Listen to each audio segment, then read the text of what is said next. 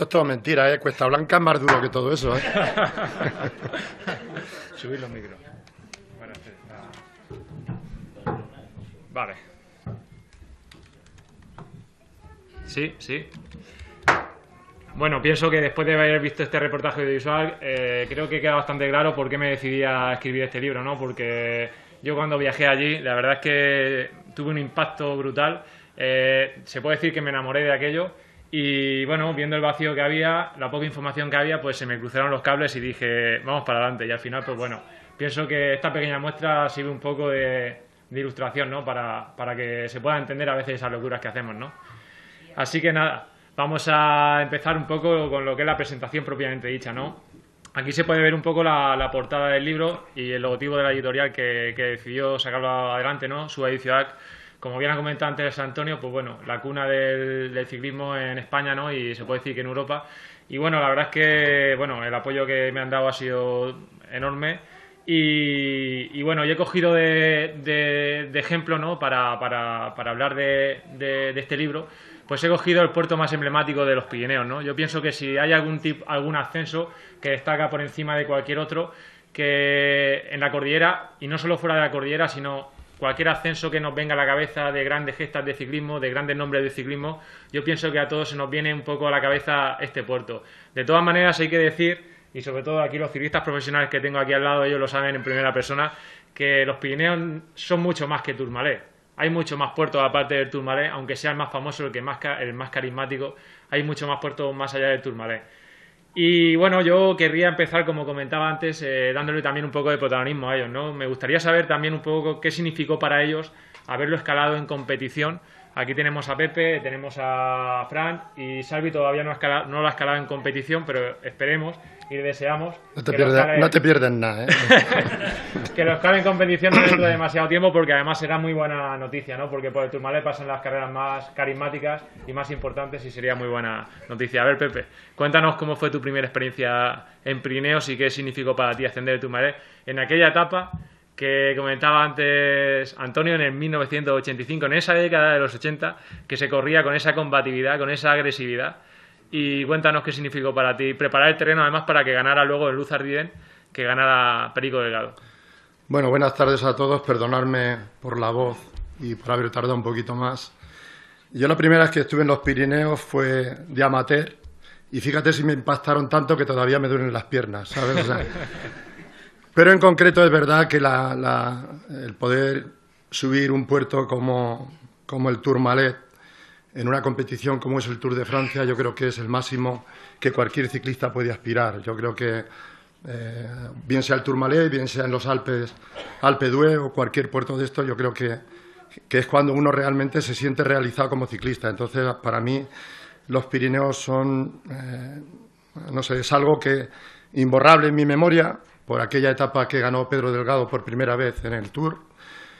Tuve la suerte de poderme escapar, no sin intentarlo con fuerza, y subir el Col de las Pen. Todavía, Fran, aunque te pese, soy el último español en haber subido el Col de las Pen, por esa cara, perdón.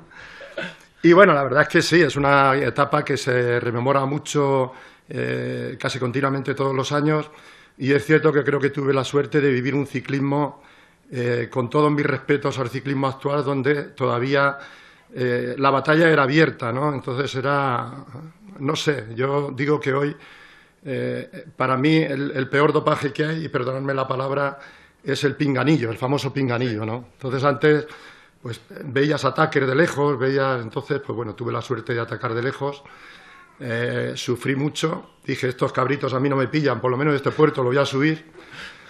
Y luego, bueno, pues tuve la suerte de que, bueno, aquella etapa salió redonda, Pello Ruiz Cabestany atacó después, tiré un buen rato de parte del Tourmalet, y ya por concretar, en el Tourmalet es el puerto que más miedo he pasado yo, por la niebla que había, y porque me pasaban los compañeros de Inol, y lo más bonito que me decían eran cabrito, por no decirlo en otro tono, ¿no? Y pasé miedo. Yo recuerdo a Petersen, que era un energúmeno de 2 metros, que me dijo de todas las perrerías allí cuando me pasó por el lado, porque es verdad que Inol iba con el tabique nasal roto y pasó muchas dificultades, y de hecho en aquella etapa él negoció con Lemon dejarle el poder ganar Lemon el Tour del año siguiente, que es cuando él se retiró. Pero bueno, son entresijos del ciclismo. Pero la verdad es que sí que es imborrable para mi memoria, aquella etapa es muy difícil de olvidar. Muchas gracias, Pepe. La verdad es que da gusto oír tu opinión y tu versión de aquel episodio. Fran, ¿qué significó para ti aquella ascensión, ¿no? Esa ascensión, el Tourmalet? Pues bueno, yo Tourmalet lo he subido en carrera, pero no ha sido en el Tour. En los Tours que he corrido se han subido otros puertos, el Garrao, Mariblancas y todo lo de aquí, pero no Tourmalet. Tourmalet lo subí en Route de Sur 2 veces, una por la Montgí y otra por la otra vertiente, y Aspen igual. Si no, hubiera sido el último español y no estaría Pepe. Lo dudo, con el Pinganillo y con Eusebio Unzúe me parece que no. Pero bueno, le dejaremos el honor a Pepe de ser el primer español. Pero fue algo muy importante, supongo, ¿no? En tu carrera profesional, sí, ¿no? Ascender el Tourmalet en competición, ¿no? Al final la magia de Tourmalet, a mí, en vez de dejarla en carrera, no sé si porque la grandeza de Route de Sur no es el Tour, pero yo los puertos de Pirineos, cuando realmente los he disfrutado, han sido cuando he ido a reconocer etapas del Tour y cuando he pasado, pues por ejemplo, de turismo. He ido con gente que hemos ido de vacaciones y hemos ido a subir puertos, y ahí es cuando realmente he visto la grandeza de Tourmalet. Vas subiendo, te ves la Montgí. Claro, yo en carrera pues sería peor que Pepe, pero yo disfruté poco. Yo allí veía la Montgí, lo único que veía era la cima, que vas viendo, ya se elimina de árboles. Y claro, vas deseando llegar, y el puerto realmente lo disfrutas poco. Yo sí que le aconsejaría a la gente que se cogiera el libro, que se fuera allí, que viera desniveles, y realmente es cuando va a disfrutar los puertos. Sí. Este tipo de libros se hacen con el corazón. Si tú le pagas a un ciclista, a una persona, para hacer este libro, no te lo va a sacar igual. Se hace porque, o sea, lo puedes hacer tú, porque lo has hecho con el corazón, con el alma, y sale lo que ha salido aquí. Un libro que te lo lee, que te va a los Pirineos y que dice, es que estos son los Pirineos. Es cuando te enamoras de Pirineos, porque en carrera te digo que Pepe igual disfrutó de las Aspen, porque iba solo, escapado, pero yo disfruté poco por ahí. Xavi, tú no has subido en competición, ¿no? Pero bueno, ¿qué nos puedes decir? ¿Qué significa para ti, ¿no? Desde que eres niño, habrás escuchado historias relacionadas con el Tourmalet. Sí. ¿Y qué significa para ti? En Pirineos he estado, en la zona de por Andorra, cuando iba a concentraciones en altura y tal. Y es como dice Fran, realmente cuando disfrutas de un puerto es cuando vas como cicloturista y vas o entrenando incluso, que llegas arriba, ves las vistas, vas subiendo, y cuando tienes series pues vas mirando. Entonces está claro que cuando se disfruta, pero como dices tú, cuando se ve en la tele y se ve el Tour de Francia, Tourmalet y esas carreras con ciclistas tan importantes, ves la grandeza de esos puertos. Bueno, pues lo que decía, ¿no? Sabía que iba a ser un auténtico lujo tenerlos aquí y creo que nos están defraudando. La verdad es que nos están defraudando, ¿no? Yo me podría tirar escuchando aquí vuestras opiniones muchísimas horas. Y bueno, la verdad es que una de las cosas que a mí más me impresionó cuando viajé a Pirineos es que allí se rinde pleitesía a los ciclistas y al Tour de Francia continuamente, con multitud de placas, con multitud de monumentos, con multitud de figuras. Es un santuario vivo en el que se le rinde honor y pleitesía a los ciclistas del Tour de Francia de manera continua. Ahí vemos esta placa de aquí y esta placa de ahí, se encuentran en el Col de Tourmalet, lo que es en la zona alta, en la cumbre del puerto, se encuentran estas dos placas. Están hechas por los amigos del Tour de Francia y por la región de los Altos Pirineos. Hay que tener en cuenta que el Tour de Francia, cuando pasó aquí por primera vez en 1910, todo esto viene relatado en el libro, estábamos hablando de una región marginada, una región inhóspita. El hombre en aquella época no desafiaba las montañas, el hombre en aquella época veía las montañas con mucho miedo, no lo veía con deseo. Hoy vemos las montañas con deseo, deseamos ir allí, subir esos puertos, en aquella época no. Entonces, bueno, pues aquella región tiene mucho que agradecer al Tour de Francia y a los ciclistas, porque gracias a esas gestas legendarias, gracias a esas carreras ciclistas que han pasado por allí, pues es una región hoy en día mundialmente conocida. Sus habitantes le ha permitido a sus habitantes desarrollarse económicamente, y bueno, pues ellos pues rinden un poco, devuelven ese favor que el ciclismo les ha hecho, se lo devuelven de esa manera, ¿no? Con placas y con monumentos de todo tipo. Este monumento de aquí también, además, es muy famoso porque este monumento de aquí lo que hace, está a pie de puerto, esta carretera, el ascenso al Tourmalet, por la vertiente de Santa María de Campán. Este monumento lo que hace es que rinde homenaje a la figura y a la historia de Eugène Christophe. Y Eugène Christophe bajaba por aquí porque se había ascendido el Tourmalet por la otra vertiente, por Luz-en-Sauveur, descendía a este puerto cuando en 1913 partió la horquilla de su bicicleta. Y bueno, pues fue justo en este sitio donde partió la horquilla de bicicleta, llevaba 7 kilómetros descendiendo. El pueblo más cercano, que era Santa-Maria de Campán, estaba a 10 kilómetros. Pues bajó andando hasta Santa-Maria de Campán. En aquella época no existía el apoyo logístico de equipos y de material que tienen hoy en día, y es más, no podían recibir ayuda externa, tenían que ser ellos mismos los que repararan sus máquinas si tenían algún tipo de avería. Entonces, bueno, este monumento al final lo que viene a destacar de este ciclista es que otro en su lugar se hubiera retirado de la competición, hubiera abandonado el Tour de Francia y hasta otro año. Y él lo que hizo fue, en la forja del pueblo, reparar él mismo con sus propias manos la horquilla de su bicicleta. Llegó 4 horas después a Bagnères-les-Luchons, que la etapa concluía en Bagnères-les-Luchons, iba líder del Tour de Francia, perdió el liderato, pero acabó el Tour de Francia. Entonces, bueno, al final el ciclismo, el Tour de Francia, las grandes montañas tienen un poder simbólico enorme. ¿Por qué? Porque al final son un ejemplo de las adversidades a las que el hombre se tiene que sobreponer de manera continua. Los deportistas al final, aunque en competición no lo disfrutan, pero nosotros cuando los vemos competir, para nosotros son un ejemplo. Si ellos son capaces de hacer eso ahí, pues nosotros somos capaces de ser mejores en nuestro trabajo, ser mejores en nuestra familia, ser mejores en general en todo lo que nos rodea, porque ellos con su esfuerzo al final lo que hacen es que demuestran la capacidad de esfuerzo y la capacidad de rayar la excelencia del ser humano. Y es un poco lo que yo pienso que a todos nos ilustra. Entonces, bueno, el Tourmalet es un pequeño santuario de todas estas cosas. Bueno, ahora pasamos a una parte técnica. La parte técnica en el libro, pues bueno, es una parte que también me llevó, pues bueno, muchos quebraderos de cabeza. Yo lo que quería era hacer algo que todavía no había visto, ¿vale? Yo había visto gráficas en 3 dimensiones, pero nunca había visto gráficas con este nivel de detalle, ¿vale? Entonces, bueno, en el libro... Haberme llamado Antonio, yo lo vi en 3 dimensiones y en 4, ¿sabes? Tú haberme llamado. Si en algún momento queréis decir algo, podéis decirlo, ¿eh? A ver, pero no hace falta que... Yo a 3 dimensiones, fíjate lo que no veía nada, o sea que... Pues en la parte técnica, pues vienen, aparte, ahora pasaremos a detallar un poco más detenidamente la gráfica, pero bueno, vienen todo tipo de detalles. Mi objetivo era que ningún ciclista tuviera ninguna duda y todas las preguntas quedaran respondidas, ¿no? Vienen datos como longitud, pendiente media, desnivel, coeficiente de esfuerzo, que está elaborado exclusivamente para esta publicación, altitud mínima máxima, kilómetro más duro, ¿no? La típica pregunta, ¿cuál es el kilómetro más duro? Pues te dice el porcentaje medio y te dice dónde está situado. En este caso, además de Tourmalet, un poco traicionero. Te da la estocada justo al final. El kilómetro más duro, que aparece en negro, aparece justo al final. Luego la pendiente máxima, donde se alcanza, si en la cumbre hay servicios disponibles, esto es muy importante, aquí dice que sí hay servicios disponibles. Servicios funerarios, pone ahí. Además hay una anécdota muy buena. Vosotros que lo habéis pasado en competición, ¿sabíais que arriba hay un bar, se puede tomar? ¿Tú lo sabías? ¿En competición te daba tiempo? Bueno, yo tuve la suerte de, cuando me dejé la competición, me contrató una empresa inglesa para hacer de guía a los grupos que venían, pues, australianos, sudafricanos, todos de habla inglesa. Sí. Entonces fletaban un autobús con 2 guías y nosotros les íbamos enseñando una ruta. Sí. Y ahí es donde ves la grandeza de estos puertos, la grandeza del Tour, la ves ahí también. Sí.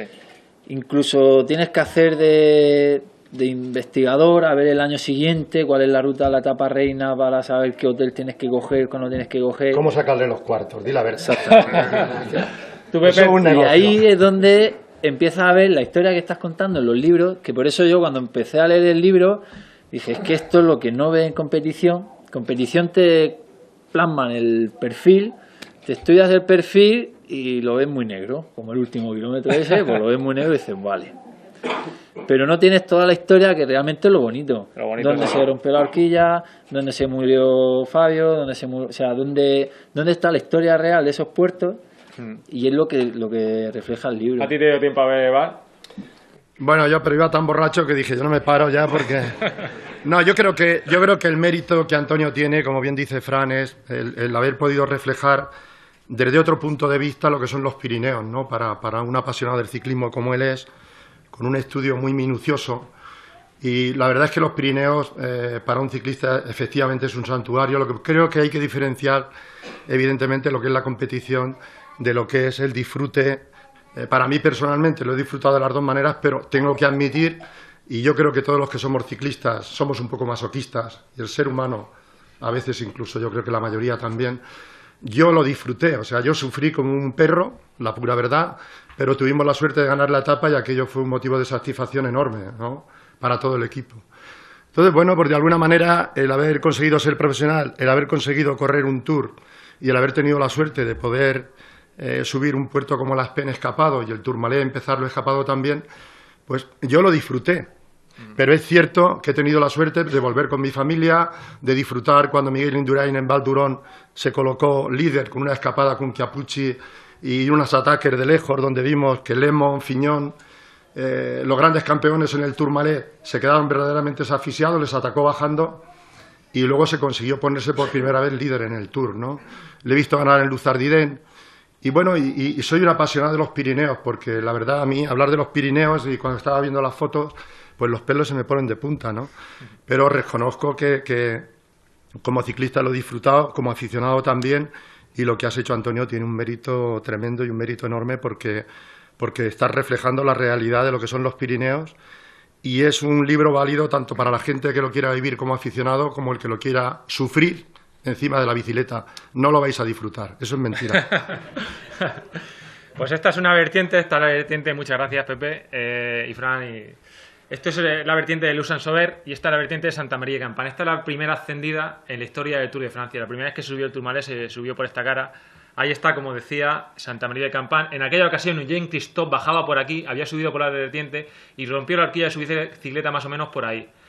Y bueno, pues aquí lo mismo, ¿no? Tenemos una vertiente oeste, muy parecida a la anterior, ¿no? Longitud, pendiente media, son datos que se parecen mucho. Y hoy en día, pues bueno, muchos ciclistas utilizan medidores de vatios, ¿no? Potenciómetro. Entonces, bueno, pues en esta tabla viene reflejada pues una tabla con un prototipo de ciclista de 70 kilos. Y ahí, pues bueno, te puedes hacer una idea, si tú eres capaz de mover en subida tantos vatios medios, pues tú sabes más o menos en esta tabla dónde te vas a encontrar. Pues si eres capaz de mover 260 vatios, más o menos de media, pues vas a subir a 14 km/h. Y ojo, subiendo a esa velocidad, que no es nada mala, te vas a tirar 1 hora y 12 minutos subiendo. Que estamos hablando de puertos muy distintos a los que estamos aquí acostumbrados. Aquí estamos acostumbrados lo que son puertos a 20 minutos de arreón, a 20 minutos de apretón. Pero allí en el mejor de los casos te puedes tirar perfectamente 1 hora subiendo, y subiendo rápido. Y en otros casos te puedes tirar hasta 2 horas subiendo perfectamente. Y igual que subir a un Tour cuando hace aire de arriba, como dicen aquí, o sea que te pega un tramo bueno. Más o menos, efectivamente. Además en La Mancha han salido grandes escaladores y en todas las entrevistas que hacen, Óscar Sevilla, Los Herrada, te dicen lo mismo, ¿no? Que la llanura... Pepe del Ramo, por supuesto, pero tú ya estás aquí, ya eres murciano casi, ya eres murciano. Yo nací murciano. Eres murciano. Porque Albacete y Murcia es una región.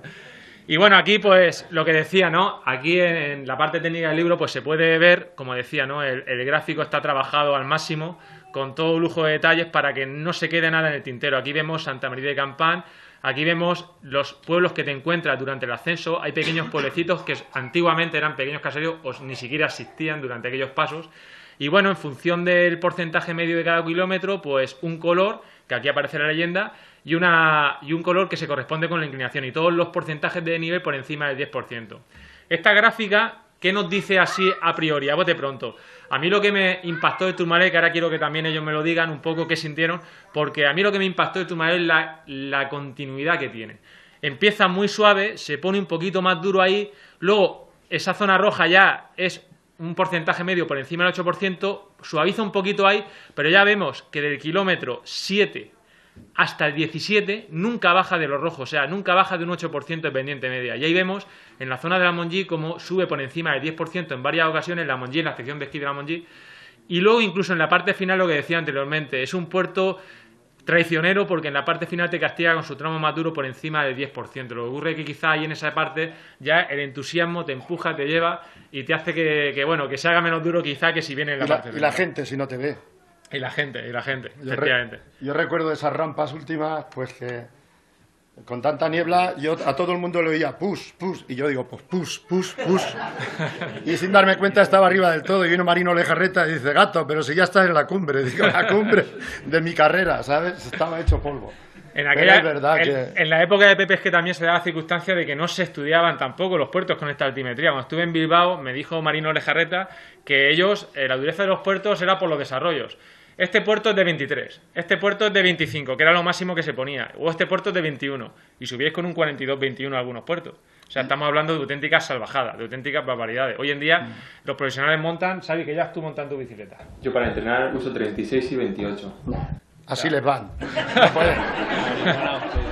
No pueden. Había que subir con el 42-21, no había más narices que subir. Subían con el 42-21 ya. Lo que pasa que, bueno, Marino, en honor un poco también, a la verdad, Marino luego me reconoció que en su última época de ciclista profesional, pues se fue dando cuenta un poco, se fueron dando cuenta de que no valía la pena castigar tampoco muscularmente las piernas hasta cierto límite y se empezaron a utilizar ya desarrollos más cortos.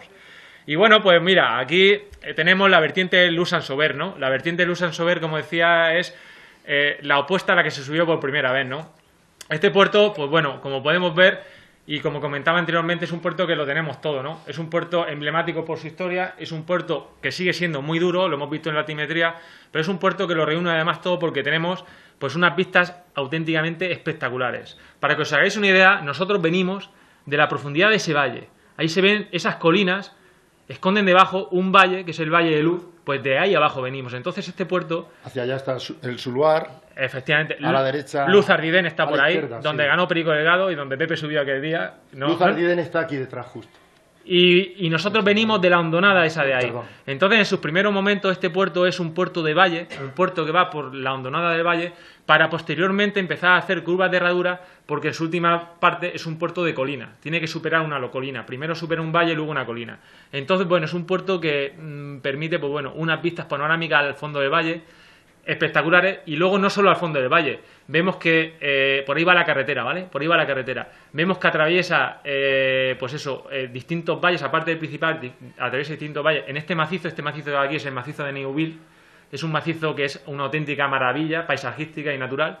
Y luego también, aparte de las vistas panorámicas al fondo del valle, nosotros durante el ascenso también vamos cambiando, en varias ocasiones vamos cambiando distintas perspectivas.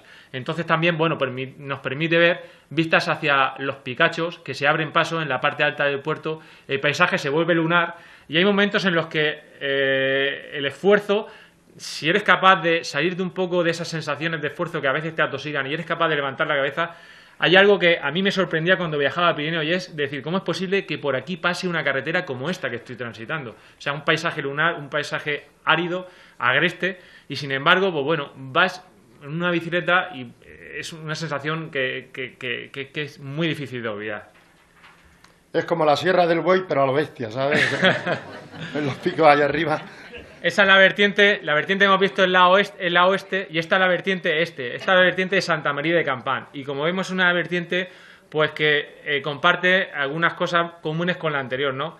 Aquí vemos la carretera de ascenso a Santa María de Campán, y ahí vemos el Pit de Milly de Vigor. ¿Vosotros conocíais el Pit de Milly de Vigor? El Pit de Milly de Vigor está justo al lado del Col de Tourmalet. El Col de Tourmalet, como su propio nombre indica, es un collado montañoso. Pues está franqueado por distintos picos rocosos, ¿no? Pues este Pit de Milly de Vigor está a 700 metros más de altitud. En su cúspide hay un observatorio, y el Tour de Francia se planteó en su día, porque para llegar aquí hay una pista de tierra, se planteó en su día asfaltar ese último tramo de pista de tierra, asfaltarlo, y que el Tour llegue algún día allá arriba. Eso igual algún día llegará, todavía no se sabe, pero puede ser que algún día llegue. Si estuvieran en Italia ya lo habrían hecho.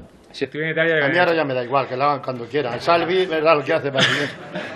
A mí lo que me interesa en este momento, ¿no? Que me digan ellos también qué opinan, ¿no? Hemos visto la altimetría del puerto, hemos visto que es muy continuo, que es muy constante. Tú además ese día subiste, Pepe, por esta vertiente de Santa María de Campán.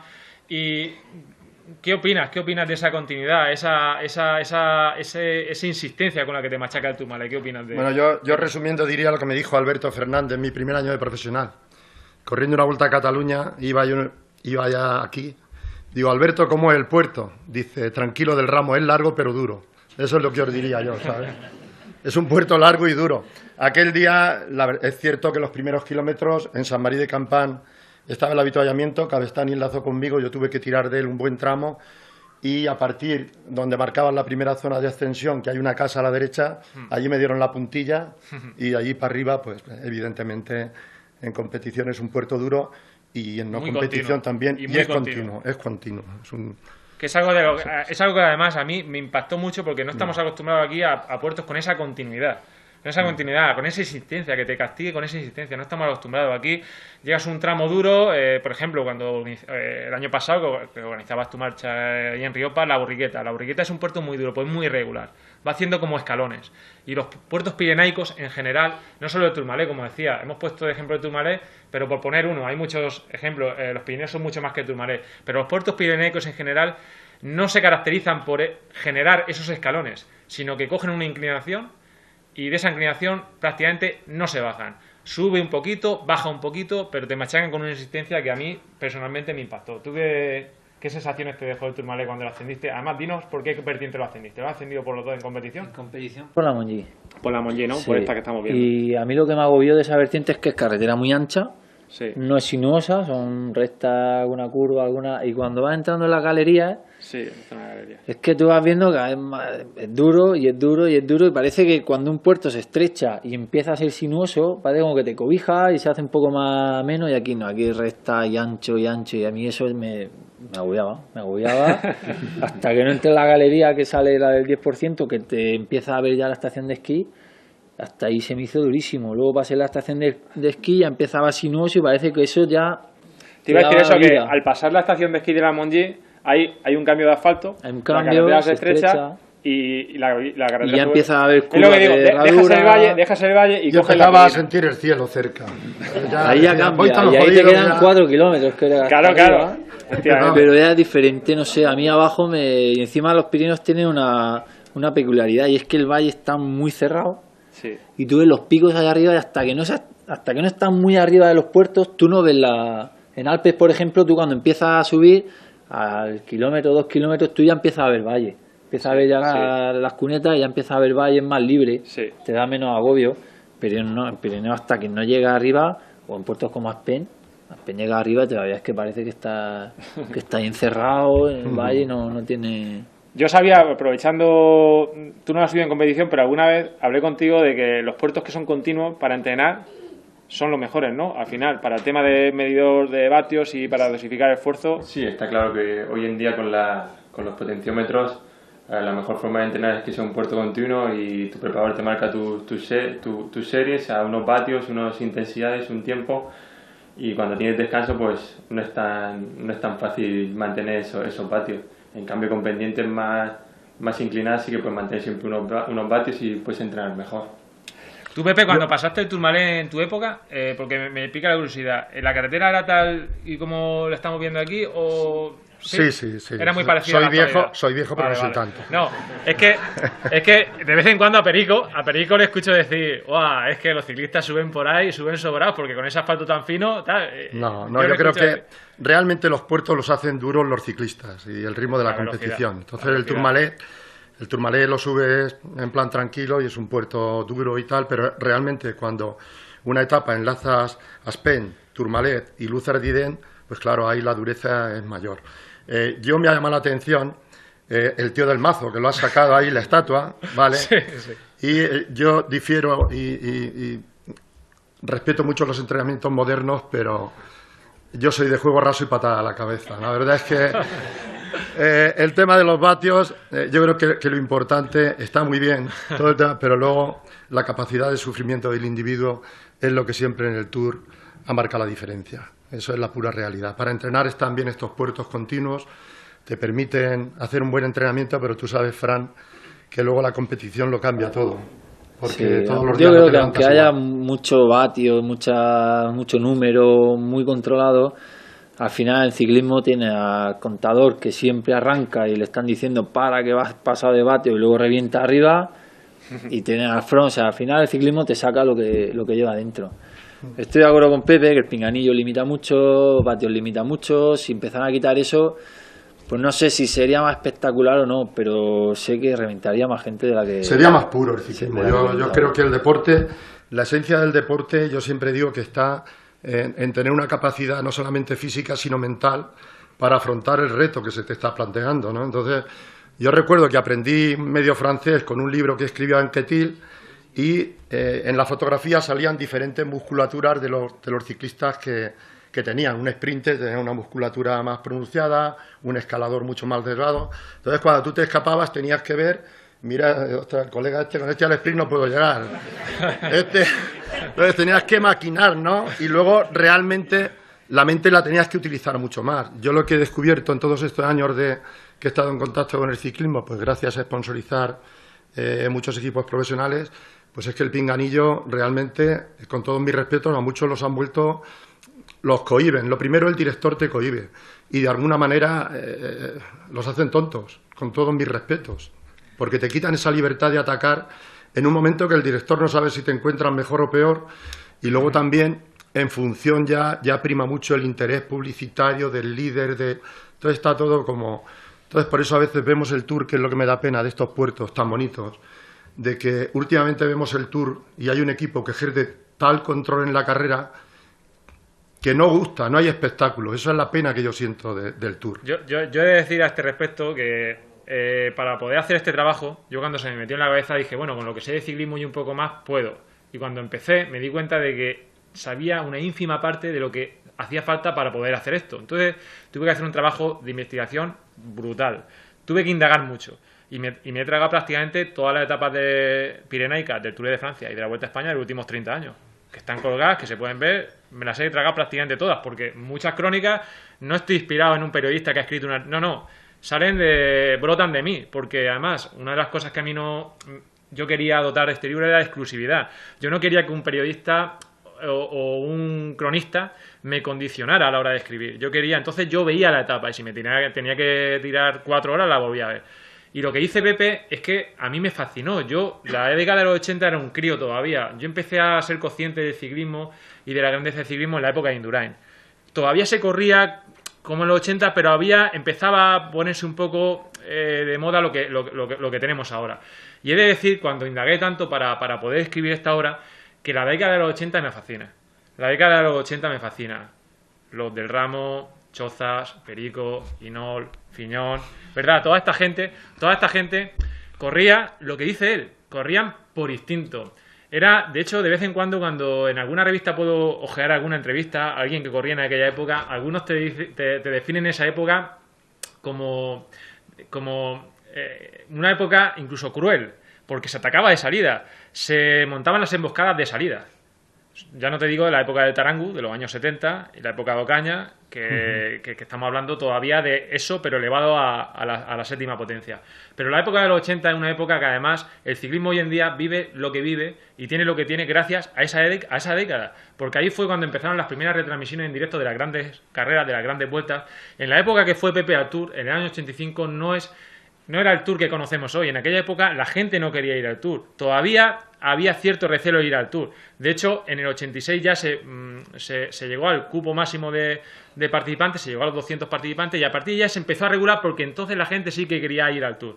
Por el tema de la repercusión mediática, la retransmisión en directo. Pero mucha gente, muchos equipos no querían ir al Tour por eso, porque era una prueba extraordinariamente dura, extraordinariamente selectiva. Y lo que ha dicho Pepe es muy importante, no solo desde el punto de vista físico, sino desde el punto de vista psicológico, desde el punto de vista mental. Y el tema de estas carreteras que vemos, estos puertos que nos permiten hoy día disfrutar, cuando por aquí pasó el Tour de Francia por primera vez en 1910, estábamos hablando de un camino pastoral. Un camino pastoral que se encontraba empedrado, embarrado, y además hay una historia que viene relatada que solamente Lapis y Garrigou, y solamente de estos dos, que son los dos primeros que llegaron al Tourmalet en primera posición, solamente Garrigou fue el único ciclista de todos los participantes del Tour de Francia que culminó todos los collados montañosos montados sobre su bicicleta. El resto tenían que empujar su bicicleta porque no eran capaces de llegar arriba montando en bici. Entonces estamos hablando de que el ciclismo de hoy en día es algo muy distinto, no voy a decir ni que mejor ni peor, pero que yo alabo mucho a esos primeros pioneros que pasaron por allí por primera vez, alabo mucho a esos primeros pioneros y sobre todo si me tengo que quedar con una época ciclista, una época del ciclismo, me quedo con esa década de los 80 que realmente fue espectacular. Luego Fran vivió una época también, pues bueno, ya se empezó a correr, una época más moderna, ¿no? Sí, bueno, lo nuestro era todo pinganillo. Yo he tenido compañeros que si no hubiera sido por el pinganillo no hubieran ganado.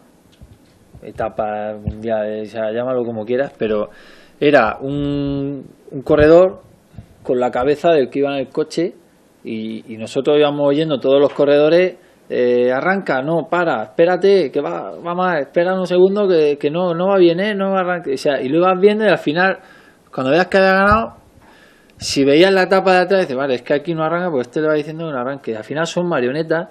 Y yo creo que es lo que dice Pepe. Que Se no... corría por instinto, es que aquella época se corría por instinto. Es que uno llegaba, Sí, se ahora- veía Es que es bien. la esencia del deporte. Yo creo por que instinto. ahora mismo el problema es que sin entrar en debate de pinganillo ni nada, sin desviar un poco lo que es el tema de Esta hoy, noche. se está separando. Yo creo que es el único deporte que estamos separando la cabeza del deportista. Y eso es importante. Indurain ganó los 5 tours porque tenía mucha cabeza y no había pinganillo. Indurain, Si además, Indurain estuviera ahora, igual no ganaba 5 tours. el ataque, me consta que el ataque del Tourmalet bajando lo hizo por instinto. No tenía... Lo hizo porque llevaba más oxígeno que ninguno. Y eso es capacidad. O sea, vamos a ver. Cuando tú subes un puerto en un totalmente anaeróbico, cuando llegas arriba se te nubla la vista, como el pequeño saltamontes. O sea, que te va...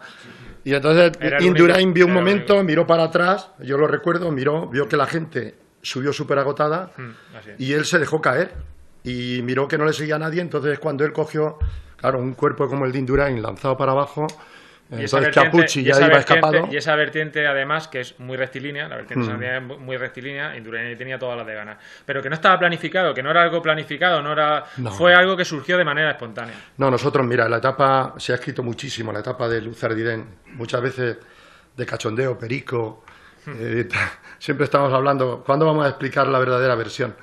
Y salió por ahí en algún medio que Chomin Perurena la había dibujado en una pizarra, y yo decía, hay un huevo, perdóname la expresión, ¿no? No, salió así, fue algo, yo ataqué, se me cruzaron los cables, ataqué, me pillaron, volví a atacar y conseguí marcharme, Pello atacó y así vino la etapa muy, muy dada, ¿no? Pero, bueno, tú, volviendo un poco, la verdad es que tú eres, ahora sí que tengo que admitir que soy un poco más viejo que tú, porque yo creo que aquí hay gente que nos acordamos también de los ataques de Fuente, de Dimer, de las exhibiciones de Luis Ocaña y tal, de aquellos tours en blanco y negro, que también reflejaban mucho más el sufrimiento, porque la foto en blanco y negro y la película en blanco y negro parece que lo reflejaba así. Yo no lo pude vivir, pero bueno, lógicamente, como te decía, he tenido que indagar mucho y, por ejemplo, Ocaña, todo esto viene relatado en el Col de Menté, el Col de Menté, tristemente conocido para él, ahí cayó Ocaña en el 71, cuando iba líder 7 minutos a Mers, y ahí perdió el Tour de Francia. Pues ahí es donde un poco me explayo con Ocaña, ¿no? Ahí hablo un poco de la vida, de la obra y de la figura de Ocaña, ¿no? Y Ocaña, en aquella época, por lo que tú estás comentando, Pepe, cuando se puso líder en ese Tour del año 71, dejó fuera de control a 63 corredores. Mers, en su primer Tour de Francia victorioso del año 69, yendo líder, se escapó en el Tourmalet a 100 kilómetros de meta. Y aún le quedaba el Soulor, el Orisque. O sea, estamos hablando de un ciclismo heroico y un ciclismo épico que, por eso, además, vale la pena retrotraerte en la historia. Una de las cosas que más pena me dio, que más ánimo me dio a la vez también para escribir esta obra, era ver ese gran desconocimiento que la mayor parte de los aficionados contemporáneos de hoy en día tenemos, porque no sé por qué el aficionado ciclista piensa que lo que está viendo ahora es lo más importante, lo más trascendente. Y la historia del ciclismo, la historia del ciclismo más trascendente ha pasado ya, ha ocurrido ya. O sea, las grandes gestas, estas que estamos relatando, han ocurrido ya. Es una pena ir allí, ir a esos puertos y no conocerlas, no, por lo menos no haber indagado, no haber estudiado, no haberte ilustrado un poco. Entonces, pues bueno, pues toda esa historia, luego lo que dices de Tarangu, José Manuel Fuente y Tarangu, atacaba de salida. Lo que pasa es que José Manuel Fuente es una figura un poco distinta a Ocaña, porque José Manuel Fuente, su principal idilio lo vivió con el Giro de Italia. Allí todavía es querido, porque en Italia quieren mucho su carrera y valoran mucho el corredor valiente, el escalador puro que ataca de salida. Eso lo volvía loco a los italianos y allí en Italia está muy, muy reconocido. Voy a seguir ya. No, si llega a ser por eso, me hubiesen hecho una estatua a mí. Yo era el primero que atacaba todos los días. O sea que... Y es cuando más duelen las piernas. Me decían, ¿y por qué no atacas al final? Digo, porque no me dejáis. No te jodes. Normal, joder, siempre atacas de salida. Pues macho, esperaros, yo ataco al final. O sea que eso nos ha pasado a muchos. Sí, y esta es, bueno, esta es la última diapositiva de la presentación. Justo después de la diapositiva voy a poner un reportaje audiovisual, pero bueno, ya más informal, ¿no? Con fotos de viajes y tal, y ahí terminará la... Me encanta el casco que lleva. Sí, no, es que ahí me pilló... El otro se me olvidó, el Calais se me olvidó. Lo tenía que... Haciendo patria, como vemos aquí. La cuestión es que, bueno, después de esto, lógicamente, antes del reportaje audiovisual, el último reportaje, si hay alguna duda, alguna pregunta, algo que surja, aprovechando que están ellos aquí, es el mejor momento para preguntarles algo. Y ya después, pues bueno, quien quiera, pues aquí tenemos a ellos, quien quiera que lo firmen, pues están aquí dispuestísimos. A mí ya me lo firmó Pepe, me lo tienes que firmar tú ahora, Fran. Y Xavi también, y a quien quiera, pues eso. Y esta es la última diapositiva que, bueno, que aunque a Pepe no le gusta el casco, no sé por qué no le gustará, pero bueno, aunque Pepe, por razones obvias. Porque es un casco chino. Aquí, bueno, pues estas fotos, además hablando de Tourmalet, ¿no? En el libro no aparece ninguna foto conmigo, ¿no? Aparece la única foto, la de portada, que sí que estoy yo, pero mi idea era que los puertos aparecieran lo más vírgenes posible, o sea, que cualquier lector que lo tuviera en sus manos se fuera a encontrar el paisaje, que vea la carretera, que vea el paisaje tal y como se lo va a encontrar cuando vaya allí. Y si no va a ir nunca, que lo pueda contemplar tal y como es. Entonces, yo las figuras de ciclistas las he intentado omitir, porque me parece que además para fotos buenas de ciclistas ya tenemos las revistas. O sea, entonces yo quería trasladar un poco esa imagen del puerto tal y como es. Pero bueno, aquí me he permitido un poco pues sacar estas imágenes para que también en esta presentación pues quede constancia, ¿no? de que ahí estuve. Y bueno, estas fotos, como se puede ver, además son de mucha calidad. Este brillo es retoque de Photoshop. No es sudor, no es sudor. Estas fotos están hechas en el Tourmalet justo en el último kilómetro. Esta está hecha en la vertiente del Usain-Sober cuando giras la última curva de herradura izquierdas, que te encuentras ya el rampón final, que es este de aquí, el rampón final donde Lemon, en el 91, se partió aquí la espalda porque se quedó del grupo en el Giving Indurain. Pues fue justo en ese tramo de ahí, que es una inclinación del 13% que te viene justo en los últimos 200 metros del puerto. Y bueno, pues bueno, hay fotógrafos allí, profesionales, que están esperando a los cicloturistas a que suban para hacer una fotografía. Yo en ese momento la verdad es que no me lo esperaba, y conforme pasas al lado de ellos te dejan una tarjeta y tú, bueno, si yo me la guardé en el bolsillo y cuando llegué arriba ya lo vi tranquilamente, y te dan un enlace que tú puedes consultar y puedes descargarte tus fotos y te la envían por correo, y bueno, pues el recuerdo pues ahí está y es imborrable, y la verdad es que eso es Photoshop, efectivamente. Yo de esa curva tengo un recuerdo imborrable, aquella misma etapa, porque como había tanta niebla, tú bajabas ahí. Se me embaló tanto la bici que dije lo que mi padre, que en paz descanse: apartaros piedras, recogeos atochas que caigan blando, porque yo pensaba que me la iba a pegar, ¿sabes? Me hice con la bicicleta al final, pero es una curva, ¿sabes? La primera rampa es con la niebla y de pronto empecé con los frenos, y por suerte enseguida, por esta parte aquel día no había niebla, pero recuerdo esa rampa perfectamente. Y bueno, gracias, muchísimas gracias por la asistencia, muchísimas gracias por la atención prestada. Eres un crack. Lleva un casco pero eres un crack. Bueno, ahí me y ya, antes del último reportaje audiovisual, que como decía es informal, no son fotos que aparecen en el libro, pero sí me gustaría, pues eso, enseñarlo. Sí que me gustaría, aprovechando que está aquí Pepe, que está Fran, que está Salvi, que digan su última conclusión, sus últimas palabras, y ya pues despedimos el acto con el reportaje audiovisual. Y lo que decía, ya después, quien quiera que se firme y todo eso. Y por supuesto, se me ha olvidado antes, agradecer aquí a nuestra alcaldesa que haya venido. Yo sé que a ella le gusta que la trate como una ciudadana más, pero te tengo que decir que te agradezco que hayas venido porque haces más grande este acto, ¿vale? Y te lo quería agradecer aquí públicamente. Muy bien. Pepe, una última conclusión. Bueno, mi última conclusión es, por supuesto, lo primero es darte la enhorabuena por el trabajo que has realizado. Es una pena que lo presentases en el País Vasco, porque no hay ningún vasco que haya ganado el Tour. Es verdad. A pesar de... Yo cuando me tocan la moral los vascos y los catalanes, digo, mira, por la parte manchega que tengo, nosotros hemos ganado 2 veces el Tour, Indurain 5, que es navarro, y luego castellano... Y luego castellano-manchegos han sido Ocaña y... Perico. No, Ocaña Perdona, y Bahamonte, y luego sí, Pedro Delgado, ¿no? Y los vascos y los catalanes os pasó lo que a los yeclanos que se fueron a la guerra de Cuba, que no subiste al barco, o sea que... Pero bueno, dicho esto, mi enhorabuena. La verdad es que es un placer poderte acompañar aquí, en una ciudad como es Jumilla, que tengo tantos amigos y tantos recuerdos. De hecho, tengo que confesar que la primera vez que me subí en una bicicleta de competición me la dejó mi paisano Joaquín Ortega. Yo estaba estudiando en el Jardín de las Ranas y estaba en la escuela hogar, que pasaba más hambre que Carracuca, ¿sabes? Me acuerdo del asadero de pollos de la calle Cánovas del Castillo, que echaba un olor aquello a bendición, pero yo no me podía permitir comerme un pollo asado, ¿no? Y bueno, estuve estudiando formación profesional y Joaquín me dejó una bicicleta y fui 3 o 4 veces a un tour.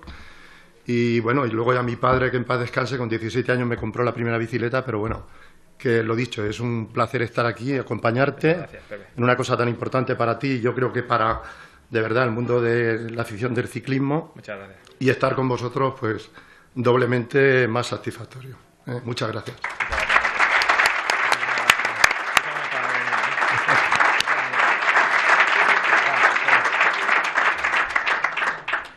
Lo primero, creo que debería volver a subir aquello con un casco no chino de Yecla. Volveré. Tienes que volver.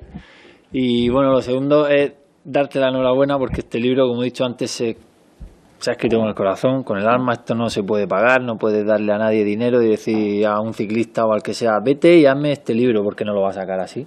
Muchas gracias. Eso estoy convencido. Y lo que sí que me gustaría es que lanzarais un reto y es que hicieras lo mismo con Alpes. Que hicieras lo mismo con Alpes, porque si los Pirineos son desconocidos, los Alpes todavía son menos Son más conocidos. reconocidos. Tienen más puertos, tienen más, Pues, más largos mira. y... Tienes ahí a mi mujer, pídele permiso. Si te dice que sí aquí ya, pues... No, la verdad que es un Muchas libro gracias, que merece la pena leer. Yo no lo he leído completo, me he leído algún puerto de los que más me han atraído, de la RAU, por ejemplo, fue el primero que me O leí. sea, que no has visto mi estatua en el Aspen, ¿no? No, esa no. A ver si la van mirando. Y aquí en la foto tampoco aparecía. No saben lo que se pierden los franceses. Muchas gracias, Fran. Muchísimas gracias por estar aquí. Muchas gracias por tu palabra.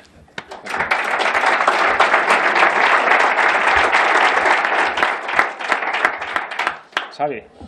Pues nada, lo primero darte la enhorabuena por el libro y eso, tener la suerte de que un jumillano, y yo que soy muy de Casi, muy jumillano, que haya hecho este libro, que lo tendremos para que eso ya perdure en la historia. Más que nada eso, darte las gracias tanto al aficionado y yo si algún día tengo la oportunidad de correr esos puertos, pues ya tengo la mejor guía para ver los perfiles y qué mejor escrito que por un jumillano. Eso, enhorabuena. Muchísimas gracias, Xavi. Muchas gracias. Muchas gracias.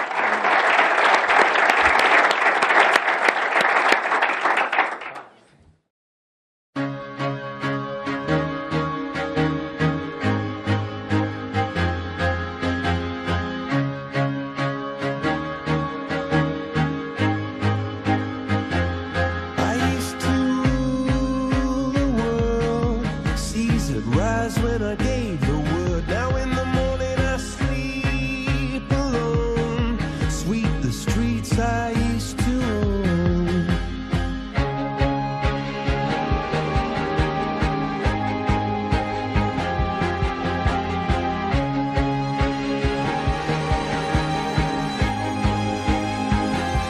I used to roll the dice, feel the fear in my enemy's eyes. Listen as the crowd would sing. Now the old king is dead, long live the king. 1 minute I held the key, next the walls were closed on me, and I discovered that my castle stand upon pillars of salt and pillars of sand. I hear Jerusalem bells are ringing, Roman cavalry choirs are singing. Be my mirror, my sword and shield, my missionaries in a foreign field. For some reason I can't explain, once you've gone it was never an honest word. That was when I ruled the world.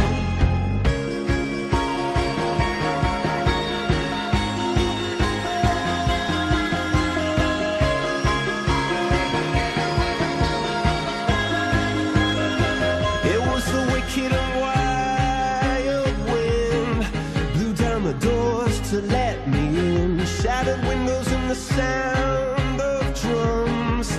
People couldn't believe what I'd become. Revolutionaries wait for my head on a silver plate, just a puppet on a lonely string.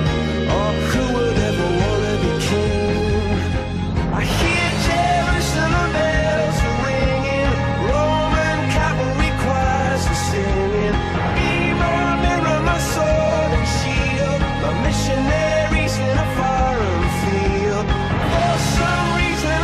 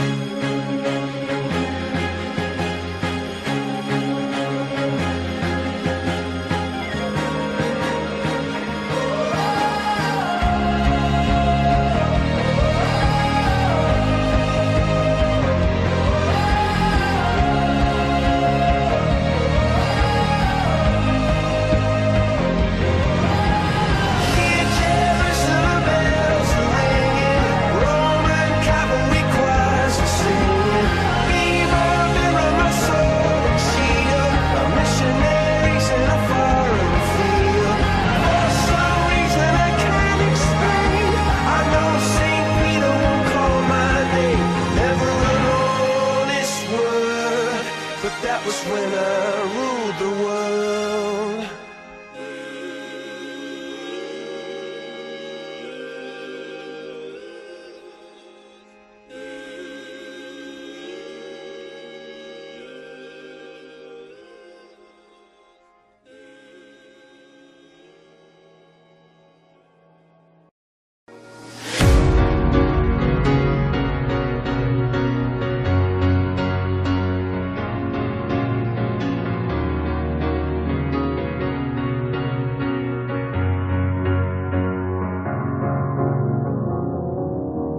Cause you're a sky full of stars.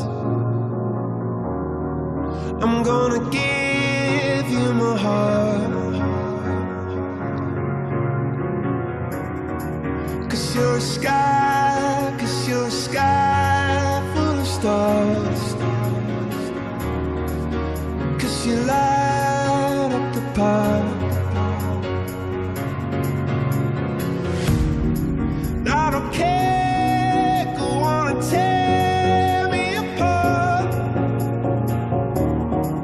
I don't care if you do.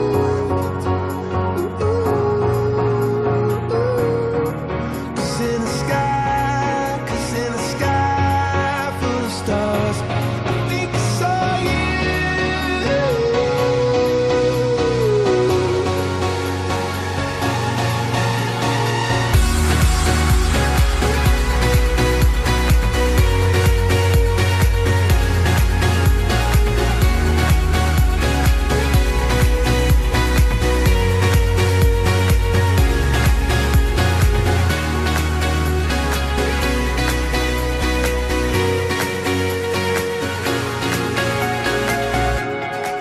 Cause